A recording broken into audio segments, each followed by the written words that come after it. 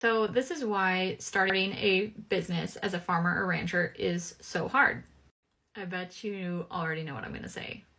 The reason that farming and ranching is so hard financially is that farmers and ranchers are asked to buy at retail. So all the inputs that they need to buy, they have to buy them at a retail price. And they are asked to sell their products that they produce at wholesale, so the cheapest price. Can you see why that might be hard to cash flow?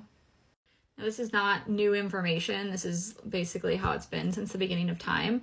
And I love seeing how some farmers and ranchers are trying to find different opportunities for themselves. But my thoughts are that if this is the business model we're trying to follow as farmers and ranchers, is it any wonder that farmers and ranches are going out of business left and right, and that all that is left is the hobby farms or the huge conglomerate operations that no one has a prayer of taking over when it comes time for that operation to be passed on because of the capital required? And meanwhile, we have consumers looking at our practices saying, this food is not safe. Why can't we just do it like grandpa used to do it? You know, like the old days, the old practices.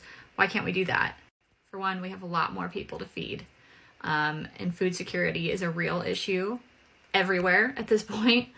And for two, the business has changed. We can't afford to do it the way we used to do it. It's really hard to not look around at this and say, you know, poor me, poor us, poor farmers and ranchers. This is what we're being asked to do.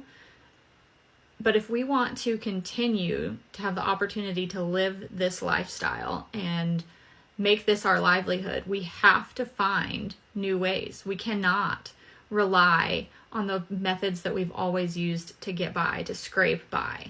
And for a lot of producers, this is a really lonely journey to try to find different ways to do this because there's not support. There's the consumers saying, just do it like you used to do it. And there's the ranchers saying, well, this is tradition, this is heritage. There's a place for all of that, but there's also a place for us to earn a living in today's world growing food.